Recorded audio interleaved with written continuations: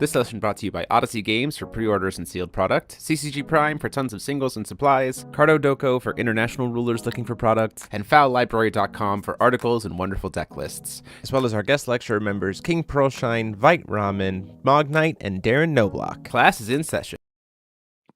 Making noise. Hey there, rulers. Welcome back to Mike tapping on his microphone after a long week of Force of Will. It's time for your favorite ever live Force of Will podcast. It's Office Hours, featuring myself, DMO73, and I'm joined, as always, by the Mike tapping Mike Rants. Hi. And the microphone respecting Paul Reisman. No, Paul, I just said microphone respecting. No, You ruined it. You ruined it. And we're here. We're having the last cast before Worlds, and we're gonna have a good time. As always, just a few reminders here as we get started. Just a quick letting you know that Odyssey does have pre-orders for Clash of the Star Trees. You can check that out in the link in the description. There will be pre-orders for both boxes and pre-release kits. Also, keep in mind though that pre-release kits are not going to have the extension rule card in them, so that's a trade-off. Just something for you to need to be considerate of if you want to go for boxes versus pre-release kits. That's just important for you to know. Also, our event in July, the next Discord fundraiser GP. By the way, these Discord GP or like Discord fundraiser events for FowFest have been an absolute blast. Players from all over the world have been signing up for it. People are having a lot of fun. I really recommend you try it out. Not only does it go to support FowFest and help us get more stuff for the prize wall, get some cool pricing for you, but it's also just a really fun one-day super chill event, and so I definitely recommend you check those out.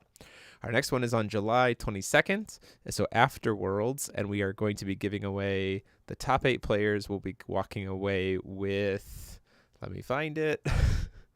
You got this, Jeremy. I believe in you. I believe in myself too. This is the playmat for that event. We have Little Maria the Archaic Legacy coming up as our playmat for the July event.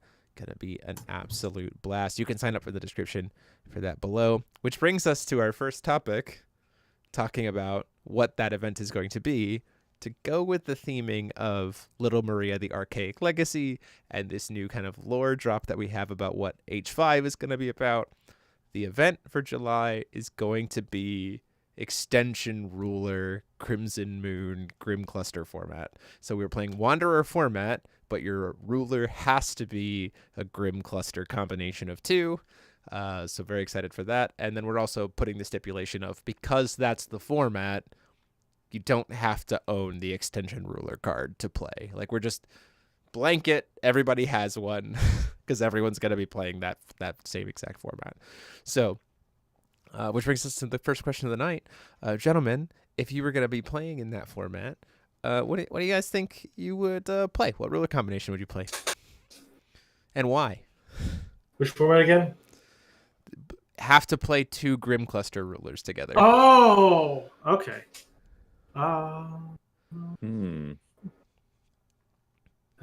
You know what? I feel like we've had a discussion like this, and I feel like I forgot my Giga Chad decision. I'll think about this. Probably. Oh, you go first. Probably Little Red the True Fairy Tale with Okay. I can't get away from Grimm. I'm sorry. I just can't. Little Red the True Fairy Tale. Yeah. Because there's a lot of like really good fairy tale support in green ever since Sure. Feetsing got released as a tag ruler. So I'm interested in that, and get access to Institute. There's the Fairy Tale Moon that now doubles everything because of Little Red's effect, and some interesting stuff there for me. I'm still on the. Actually, you know what? I'm still on the train of Christy Crocoshark with Seer of the Blue Moon. Start off. Yeah, with 6 I was just cards. about to say that I think having now played, so like we initially paired K1 with Baja because of that, like being able to search a dragon every turn, and that was certainly better when we had Sealed One-Eyed Dragon. I think the deck is still very good without Sealed One-Eyed Dragon. Like, I think it's still very fun to play, but I almost wonder if Christie's ability to keep our hand like constantly full, especially when we can just pay 1 and like get our hand down to 5 cards very easily as K1 by just like setting stuff down. So maybe leaning heavier into the stealth and standby elements and then using Christie to be able to keep our hand flooded is certainly an idea that I would take for that list. I really like Sherry and Abdul. Sherry plus Lumia is also very fun. There's a lot of cool things that I would want to try there. Something with Dracula, I feel like would be fun to play because we have Dracula's just always so cool. many good. Yeah. We have so many good vampires. Someone showed me the other day an idea, very interestingly enough, which would be very cool to use in a Dracula deck somehow, of using Brad and the library engine, but with the 2-drop barrier Pharesia that can pitch a card. Oh.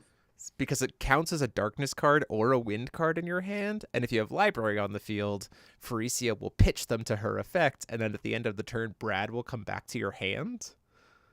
So then you can like reuse the Brad with Pharesia, and I'm like, oh, that's honestly kind of sick. Like that was just a cool idea. And then I'm like, okay, then we have the Dracula, like Dracula doing Dracula things. Like I don't know, there's something there that makes me curious too. But that's why I'm really excited about doing the event this way, of like forcing everyone to play those colors or those types of rulers to really bring out the creativity there, especially post Worlds, because it's like ban list is not going to change, Worlds is over, so like what are you testing for, you know what I mean? Yeah. Oh, absolutely.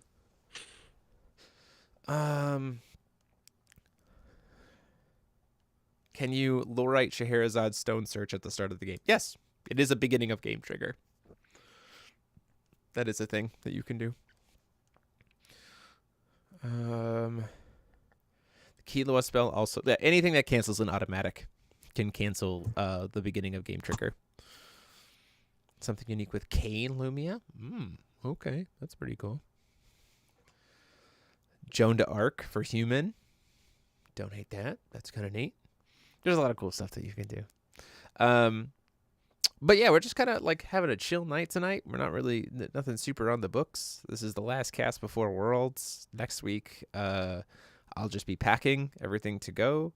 And then obviously I'll be in Japan, as will Mike.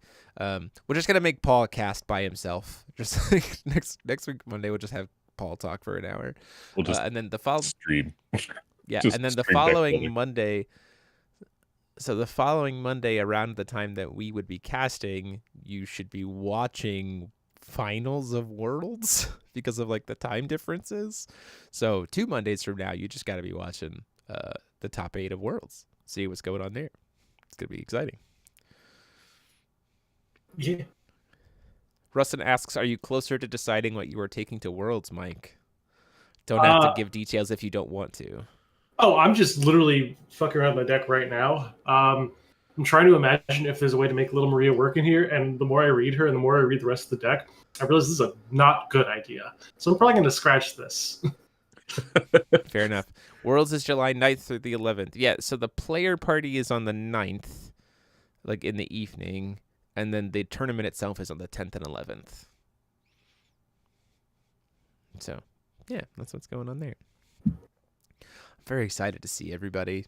Like, obviously I've been trying to help some people test as much as possible to like, give ideas to the Worlds players in the US, but really I'm just excited to go hang out and like see everybody. And it's been 3 years since the last Worlds, so it's gonna be In a little nice. bit. Yeah. Assumes the streams will be at night for us in the state. Yeah, because they'll be like the stream for you guys will be probably starting Sunday evening and then Monday evening. So over on the official Force of Will TCG channel. So you should certainly go subscribe to that if you haven't already. Because that'll be your easiest way to like see what's going on and see yours truly as part of the commentary team. I don't know how many rounds I'm going to get to commentate, but I am part of the commentary team. We'll probably cycle through several of us. Which will be a lot of fun. And then also be trying to get some player interviews and ABC content, because I really want to play Arcana Battle Coliseum. I really want them to give us copies of the rulers in person. Hold on. Holding. Good. Thank you, Mike. I got you. Because this 60 card Arcana Battle Coliseum deck. Jesus. I want to freaking play this deck so bad.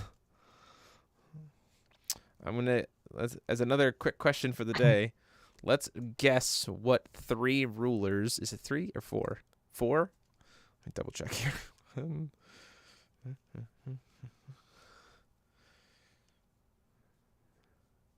Quickly trying to find the 2. Wait for it. What 4 rulers is Jeremy putting in his Arcana Battle? Jeremy can count! I can count. I can. What do we think, chat? We'll put it in the chat. What 4 rulers do you think I'm playing?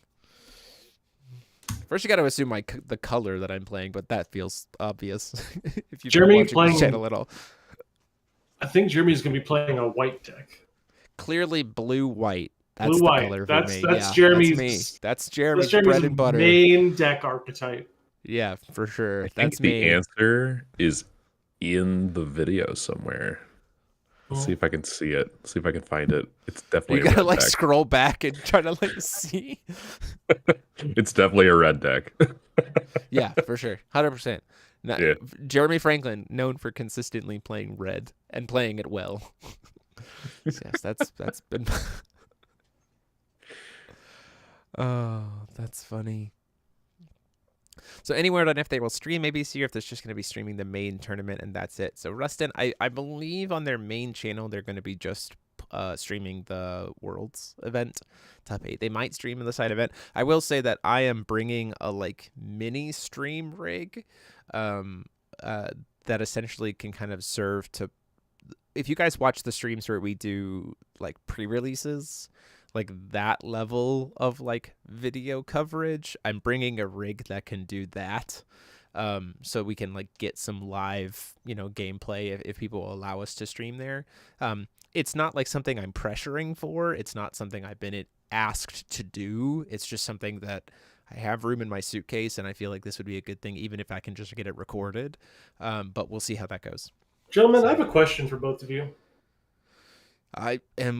This is an AMA kind of evening, so Mike, hit us up. I will ask you anything. Oh, go for it. What is the quickest way to get a bunch of resonators onto the field in a Falchion deck that don't share a race? Are you trying to diversity stuff? No, I'm trying to search Alice's World and take extra turns.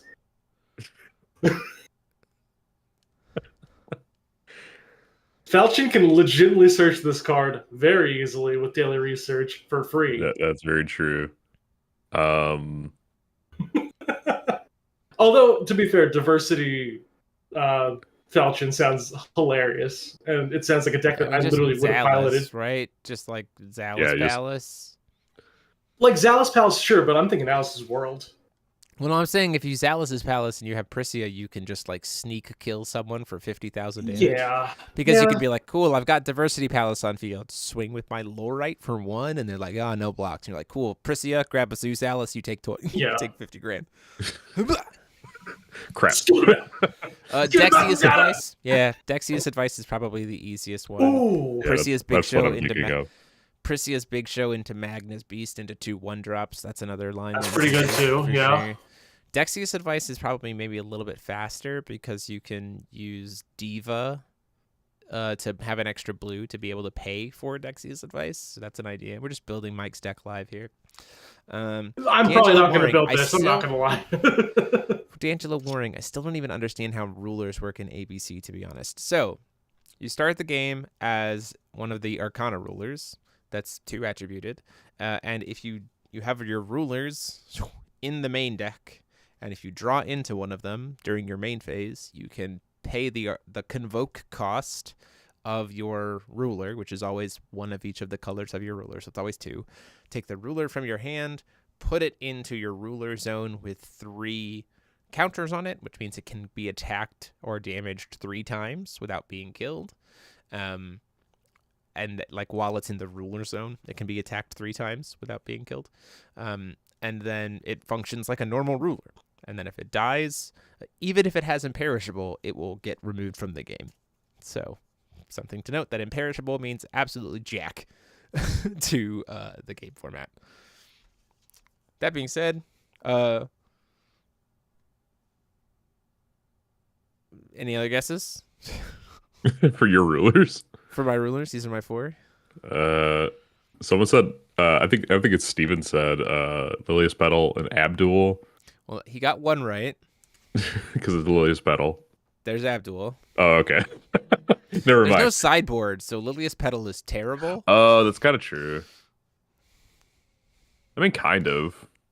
I mean, you can't grab chimeras out of the main deck, so like, or no, you can, but like, yeah, you can. I don't really want You can to. grab them out of a graveyard. That's true. That's true. You're right, but also I don't want to. If black, then Asuka. Okay, that's correct. Boom, got Asuka right there, and then Dante. Boom, and Cruz Ballesta. Boom. Look at that. Y'all are quick. Look at that. Dante, Cruz Ballesta, Asuka, and Abdul. Those are my 4. I'm very excited to play this list. Virgil is legal. This is true. Virgil is legal. Although you can't make one of your rulers imperishable or astral, because if a ruler dies, it gets like removed from the game. So I think it still has like the same restrictions. But pay 1, search Virgil in a multiplayer format seems pretty good. And it's a 3-drop in like that kind of format, so it's probably interesting attacking just ruler cards and having them not be J rulers. Angela, you can still judgment them and make them J rulers. It's just this is a way to help balance the format so that like someone can't just have a one-sided ruler that's just always benefiting them. So like you can still attack them just like they were like a planeswalker essentially in Commander. Yeah, pay 3, search Virgil. Yeah, sure. If you want to do it all in one turn, yeah. No Lapis, surprising. Not enough Moon in this deck to make me want to get Lapis. Asuka felt better. For like what I'm building with this deck, Asuka felt better. And Cruz Ballesta just feels insane in this format anyway. Because, you know, you're playing 12 Singleton Stones. So, like, seems pretty good. But yeah, I'm very excited to play this format for sure. I hope other people build it. Yeah. Hopefully it's good. Yeah. Enjoy yourself. Also really curious to see how much, if people are going to get single copies of every promo that they've shown off, or if it's going to be play sets of every promo. Probably will be full play sets of every promo that they've shown for Worlds players, which means like a full set of contracts for every single player with the new artwork, which is like very pretty. And then I'll try to get as many of them as possible. Maybe I can convince iSpy to give me a spare set to give away at FowFest. That'd be neat. I'm not gonna push my luck for that, but maybe I can get one of the players that are in this chat that's gonna get a playset of the contracts and then never use them again to donate them to FowFest. Mike Rants. Who said that? What was that? The ghost of Force of Will present. Yeah, also gotta get those new. Yeah, that's also what I'm gonna be like hardcore going after Rusted. I completely forgot about the new waifu and his husbando stones. Like I'm absolutely gonna be going for those too, because those are sick. Is Institute in there too? Let me check. Better be. I think this deck is. I think other than one card, this deck is max rarity. Except for it's two, at least 2, because the max rarity of one of the cards is in. That needs to be. That I can change. One of the cards that needs to be max rarity is in the cube, so it's like. That is also not max. So, geez Louise, what am I doing here? 2. Yeah, Institute's definitely in there. 3. Did I put the secret rare one in there? I did, right? Yeah, good. Even my one contract that I play in this deck is secret rare. 4. I did that one instead. It's in the cube. Yeah, okay. 4 cards out of it are not max rarity, but the max rarity ones are just in other places, so I could make it max rarity if I wanted. Don't hate. Be hating.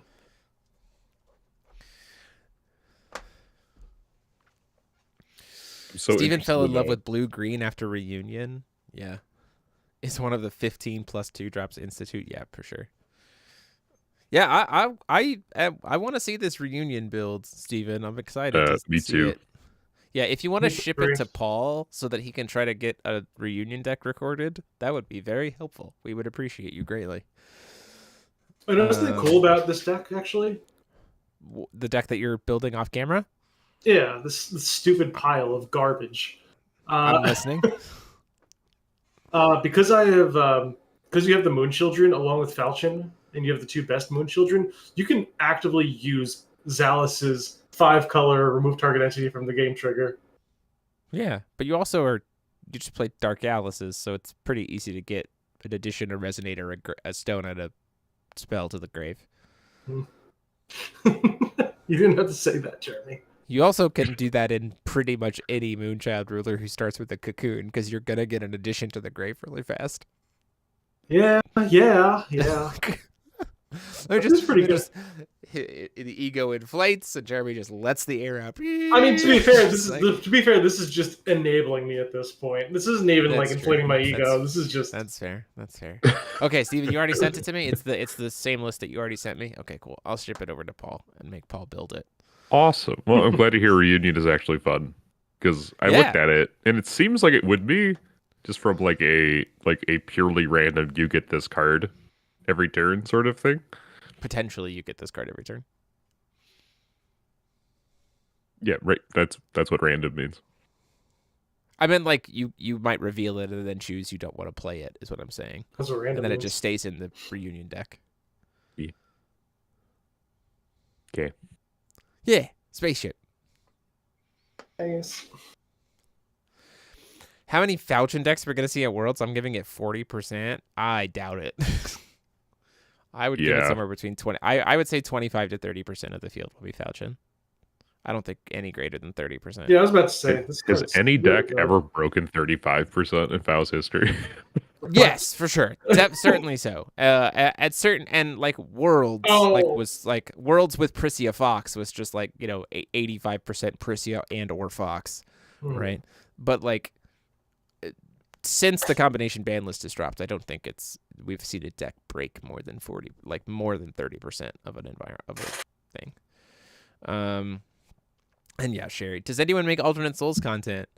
Did someone make any alternate souls content? We've made alternate souls content on this channel. We had a box opening of set 2 that we've just been waiting for the approval to show you all the cool characters for it. We're going to be meeting with EG at Worlds and maybe getting some more footage with EG playing alternate souls. TCG again. I'm very excited. It's a tricky game to sit down and play in terms of like to get content for. Mainly because I have all the stuff and Paul's an hour and a half away from me. So it's not like you can like play alternate souls via webcam. You can't. You have to be in person to do it, unfortunately. Hanzo machines, yeah, for sure. Yeah, I think Worlds will probably be a really good blend of like, it'll be a good blend of people heavy teching into Brad, playing anti-Brad, playing just general aggro stuff, playing combo stuff, playing splash, using Brad as a draw engine and nothing else. And like, I think you'll see a really good blend of stuff. I think everyone I've talked to still seems to be considering the fact that like there's a lot of creative space to be able to be explored, and it isn't just you have to play Brad stuff somehow or be successful. Yeah, I'm trying to figure out how to like minimize the amount of Brad I'm playing. I'm not gonna lie. The card seems good, but like, is it that good? We had a conversation today over on the Ruler School Discord that was, someone mentioned they were like calling this meta a cancel meta, and a bunch of us were just like, I don't think that's accurate. I think even the past couple metas have not been cancel metas. It was this description of. We even joked about it before. It's not force of wind. It's force of be a good player. Right now, that like deck choice, like does certainly give you like a base starting line. Like what decks are available and what decks are competitive does certainly give you a good like base starting line to work on, but player skill, understanding of how other decks work, knowledge of the meta, and like tech calls um, matters a whole lot more right now than just play X card and win, right? Which is part of what makes Worlds really exciting and also really frustrating to all of us, to a bunch of players who are like wanting to do well, because it's not just like, oh, hey, I'll just play the best deck better than anyone else, because there isn't a quote unquote best deck. And they're legitimately, I stand on the fact that I do not think there is a perfectly safe deck. There are some like safer decks that like if you have a good grasp on it, you might feel maybe a little bit more comfortable walking into the environment, but by no means is there a just play this kind of environment. Jeremy, is Arthur still the best Glorious round table target? Yes. Okay, that's unfortunate.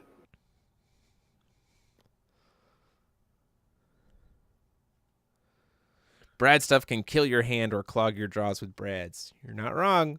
Yeah. As someone who stared at 3 Brads in my hand earlier today and went, I don't know what to do with these. It's not a particularly strong card on its own. It's only good in combination with other stuff. And so people have built decks to like do really well to get to that other stuff or stuff. Like it is a like Library plus Brad is a draw engine, right? But a draw engine does not a game win. Like you have to be able to do something with the draw engine, and sometimes your hands get really clunky and cloggy, which is why personally I like the idea of just kind of like having a deck that splashes in the Brad draw engine, because I'm not like super reliant on it. It's one of the reasons why I've been enjoying Eins so much lately. Because like if I don't see Brad in my opener, I just don't get library. And then I'm just like playing my regular deck. And then when I see a Brad, I'm like, okay, cool. Now we start the library. But you know, it is what it is. Also, Chromivore, freaking great right now. Can we talk about it? It was super funny coming into this ban list. We were like, oh man, Chromivore is such a bad card. We don't have Painter's Gears. And then I went, oh, if everyone's trying to play Conflict of Memory and Soul, Chromivore's great. Let me pay 1 for this 4-drop. You got 5 cards in your hand to burn? No? Cool. 12/12 with Swiftness and Flying. I'll draw 2 cards.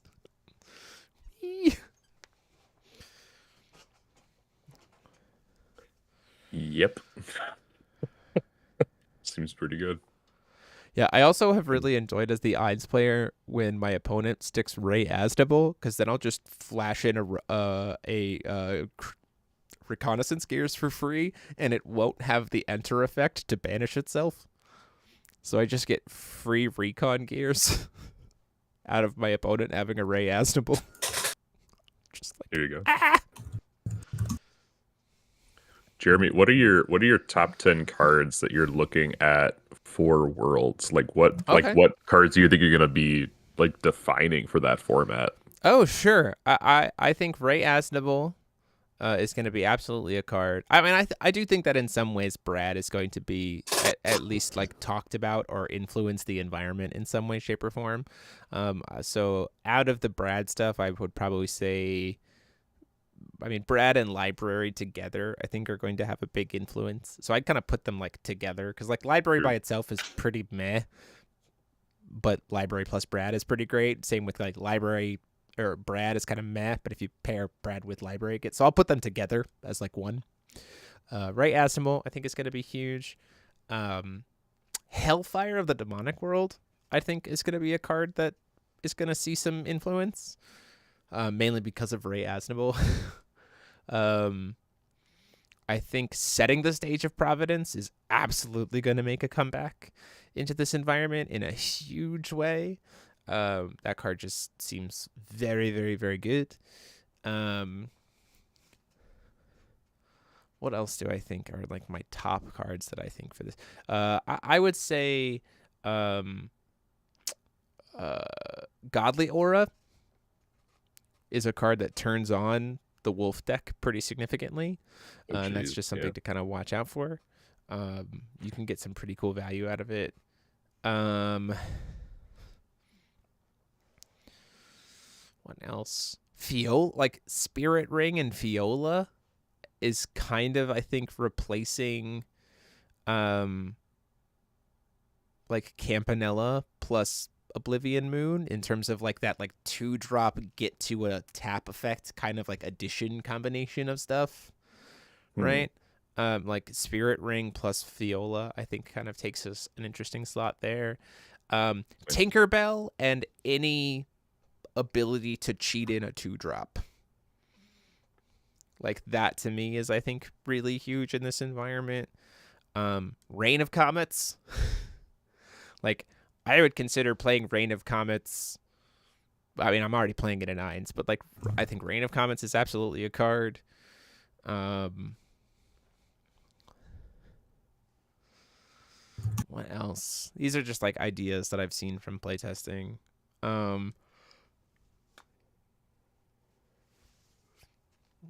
MSRI. I mean, yeah, I'm trying not to go with like obvious ones. Like, I think Institute's going to be important regardless. I'll stand on 2-drop Charlotte. No one else will play it but me, but I'll stand on 2-drop Charlotte. The quick cast from white reveal something in the extra deck or your side deck, right? And cast it. Yeah. Yeah. That 2-drop Charlotte. What else? I honestly think that there's stuff out there that I'm going to be surprised by. I have, as much as I have been like throwing out ideas and like play testing some stuff with people, I'm trying not to go like too deep into discussions of the decks with people that are testing, mainly because like as a commentator, I think it does a better service for the people who are watching for me to be knowledgeable, but not so just like so studied that I don't get excited or surprised. You know what I mean? Does that make sense? Mm-hmm. It's a better. Oh, that would surprise me personally. Like, you tend to get excited about Force of Will, whether you know a lot or not about That's it. fair. That's a fair point. It is a big part of my life. Dissonance of Rain. I'm curious about Dissonance of Rain, to be honest. I've not been terribly impressed with it in this environment because our costs have varied widely, and we've seen a pretty big influence of activate abilities being utilized, like Ray Asdabal, Persephone, Garion, stuff like that.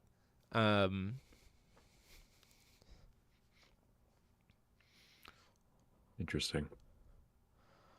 I'm trying to think of what else there could be. That's a pretty significant list.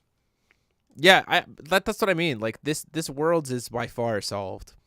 Like the Worlds meta is by far from solved, which is very exciting.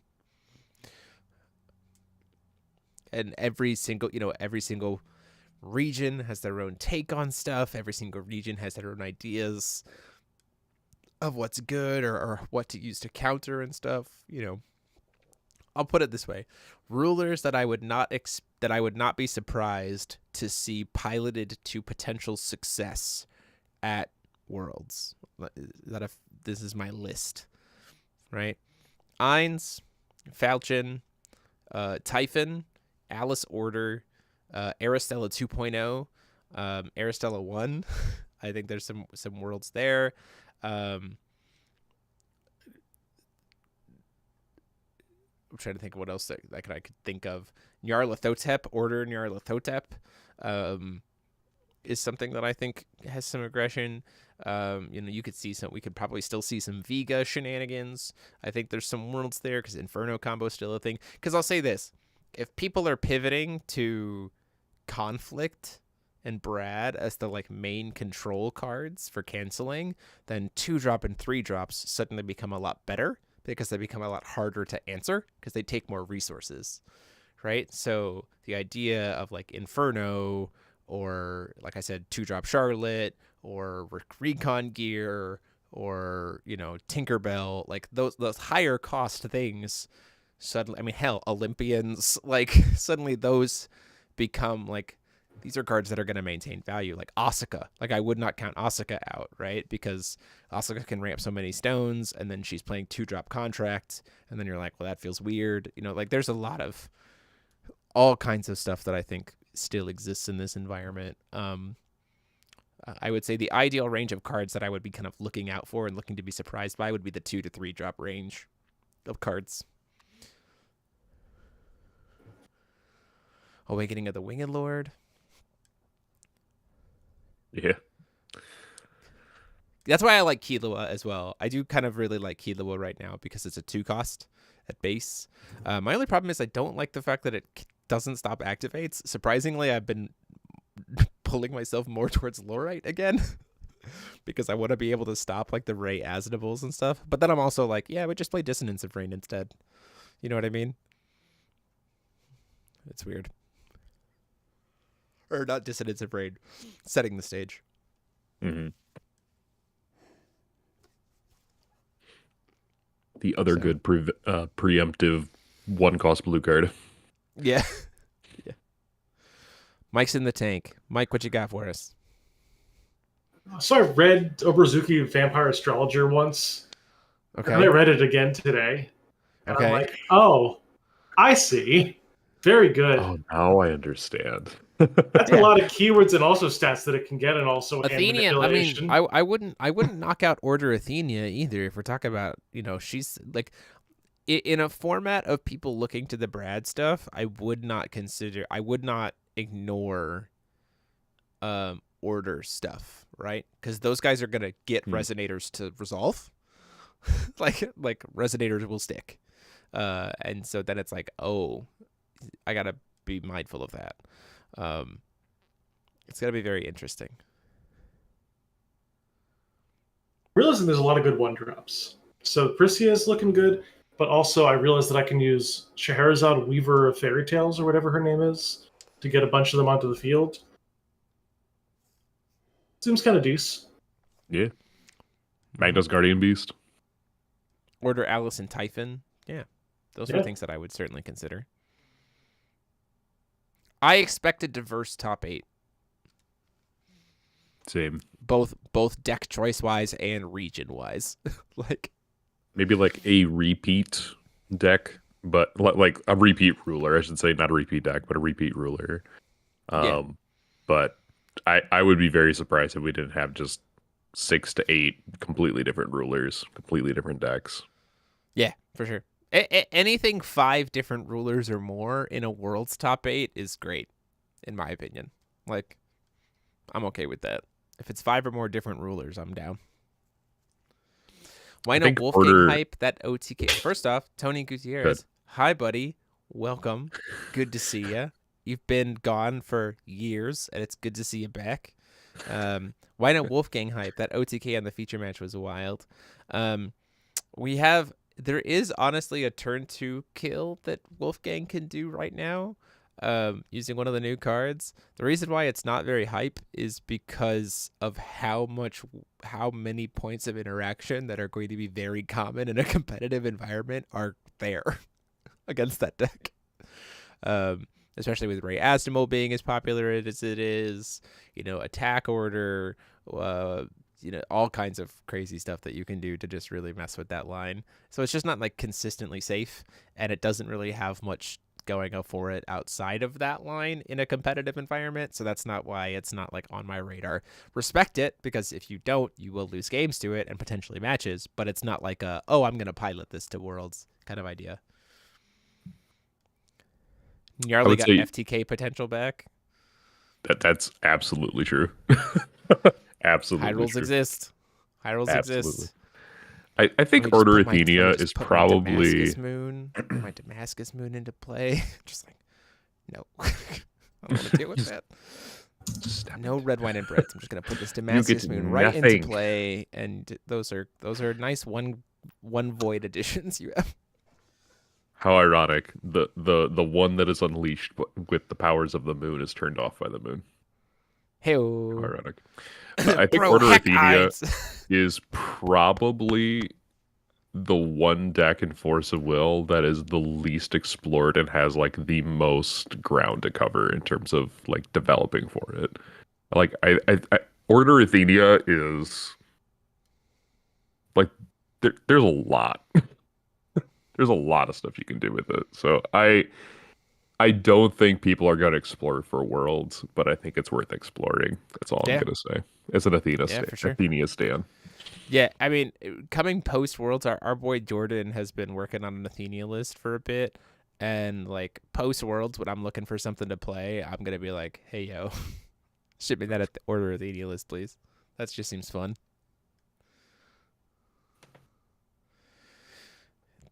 Yeah. Yeah, it Welcome feels back. good to be back. Absolutely. It's going to be a good time. It's going to be a good time. Yeah, I'm excited. I'm just super excited. We're gonna explore Japan all day and then play Force of Will with people all night, and it's gonna be great. Yeah. And when I'm not playing Force of Will, I'm going to be hanging out with my lovely wife because I will not be the one playtesting most of the time because I'll be like, hey, here's some ideas. Y'all play Force of Will because I don't need to be successful.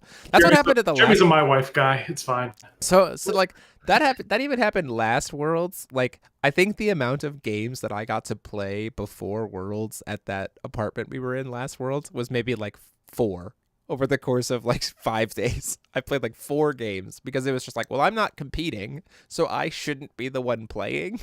You guys should be the ones playing to practice because it doesn't matter how well I do because I don't care. Yeah, this is true. Like, so I'm probably just going to watch people play Force of Will and hang out with my wife and everyone else. Meanwhile, you get to go and do an extemporaneous date to the Gachapon machine. And there you go. Come home. Yeah, it's all good. Yeah, it's going to be good. Any opening for Grim plus Grim decks? I think there might be. I think that there's some world there that can be explored. I mean, I was toying around with an Abdul plus Sherry deck that was utilizing the Grim package. And I think it certainly has, or the Abdul or the Brad package, and I think that there's like certainly worlds to play around in that space, because again, if Ray Asnable has proven anything, it's that turning off enter effects is really heckin' good, and so there's a world where like Abdul, especially because a lot of the major spot removal right now is Chivalry's Tears, which is only 800, and so if you're Abdul, he's like, that's fine, doesn't hurt me, I'm a 10/10, right? The biggest problem right now for Abdul is Darkness Moonchild. Sorry, I'm dying. It's fine. Is Darkness Moonchild. So if you can find a way to protect Abdul from Darkness Moonchild and like keep him alive, it can generate quite a stumble. Like for real, Sherry plus Abdul against Aristella 2.0 is not a matchup. Like it is absolutely so like Abdul Sherry favored. Like that deck is 100% enter effects, and Abdul flips on 1, and they go, I don't know how to play Force Will. You go, correct. And then like the game is over, right? I think we played it against I played it against David at locals a few weeks ago, and I flipped over the Abdul on 1, and I was on coin, so I had the ability to protect it from something like an attack order or something. And like the next turn, David just looked at his hand and went, I legitimately don't think I can kill that, which means the game's over. And I went, yeah, no, that's fair. Because you play a wolf, and then I just blank it with Abdul. So then it was a 2/2 without swiftness. And then I'd kill it, and then it wouldn't trigger. So then he wasn't getting the moon value off of it. And it was just like, okay. You know, so there's certainly worlds to be explored there. I just think you have to be considerate of it. I mean, because the effects are good, but you just have to watch out for, and it has good matchups versus bad matchups. The nice thing is that it does, Sherry plus Abdul would also be very good against order rulers. Because Abdul doesn't remove the abilities of the J ruler, he just says they don't trigger. So I think he would get around the text of orders that say like these abilities can't ever be removed. And it's like, well, I'm not ever removing them. They just aren't triggering. So if you order something, it just won't do anything. Because the order itself is giving the ability to the J ruler. So then it would enter and not trigger any of its abilities. And so Abdul would be like, cute IU. It's not doing anything. You know what I mean? So like there's worlds.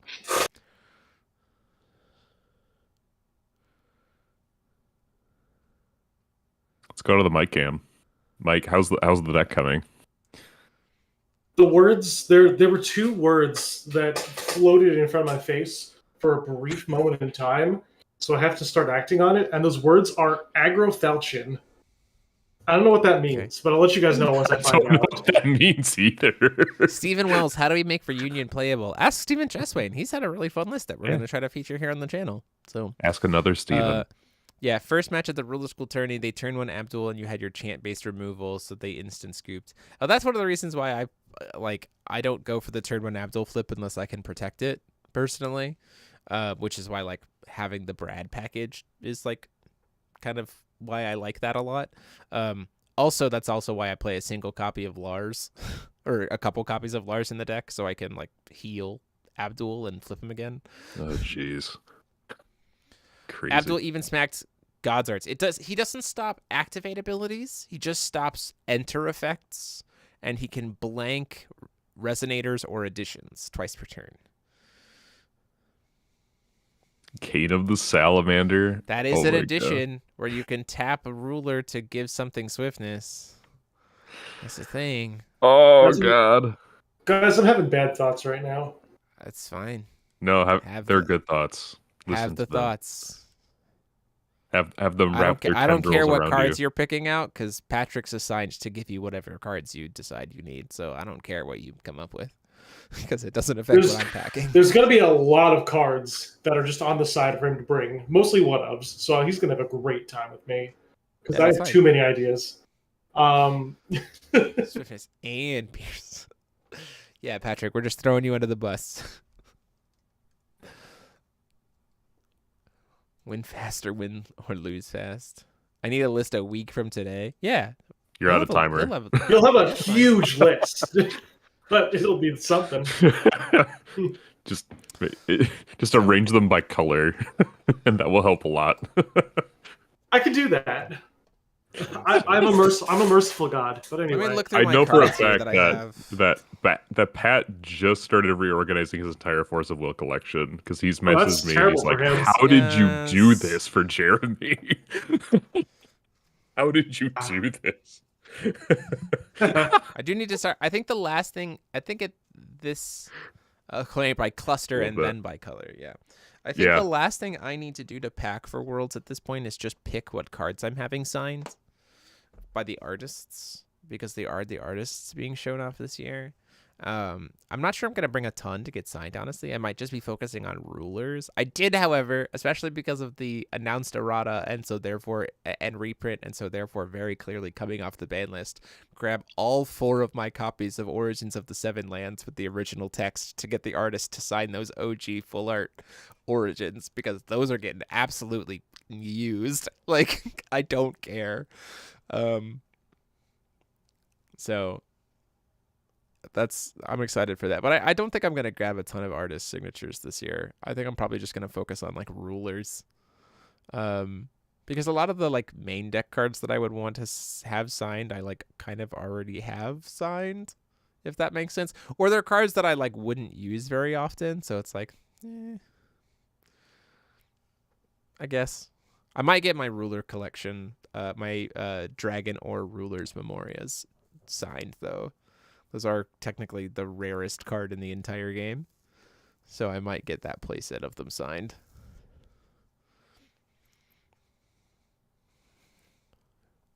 Yeah, Sigma's back. Take them back. Pirate Paul for 2 seconds. Oh, now we're back to Beanie Paul. Hello. Kizar. It's me, Paul. Are you ready, kids? Did My name's Shiro, Ray. Steven, did Shiro do all of the time goddesses or just one of them? Because that actually might become the playmat that I bring, if that's the case. I might bring my time goddess playmat and have Shiro Yayoi sign my time goddess playmat. Sigmund to sign all the Sylvias. Yeah. All y'all Sylvia stands. Sign it up. Quick I'm chat. not Tell me the I'm not the biggest Sylvia stan in the entire environment because guess what? It's a red ruler, so like it doesn't catch my interests. Chat, quick, tell me the fastest way to just dump my removed area full of things. Oh, the original ones or the Steven, the original time goddesses or the like promo time goddesses? Because if it was the original time goddesses, then that doesn't matter to me. I'm talking about the promo ones. I know the card I'm looking for. Okay. Hold on. Let me look.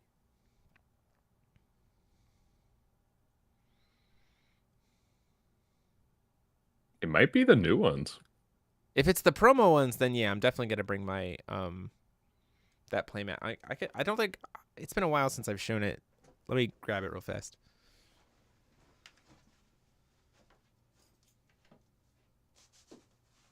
This isn't real fast. He's still gone. I'm right here. Oh, okay. The promos had 3 different artists. This is the. Oh, that's nice. Merry Christmas to you too. Yeah, there's only 4 of this playmat in existence. So. Okay. I'm looking at Earther. That's why I'm probably not seeing. Only one of which will be their Super. So I'm not going to stress about it then. Cool. Well, that changes my time.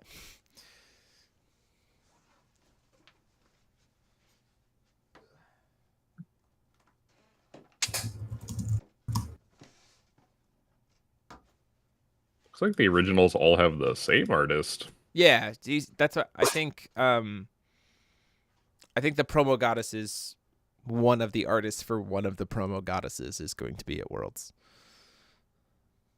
Yeah. Yeah, I'd like the artist list this. I mean, like, I am excited to get some stuff signed, particularly, like I said, rulers are the things that I'm most excited about because keeping a card signed, and I'll say it this way, because of the fact that I pretty much only keep like one play set of everything, getting my personal cards that I might use in a deck signed is like kind of weird because I don't want to like mess up the signature. And so like a ruler is easy enough for me because I'll just keep the one ruler double sleeved and then it doesn't matter. But like if I have to double sleeve a signed card, I have to double sleeve all the cards of that deck. So it's like, eh.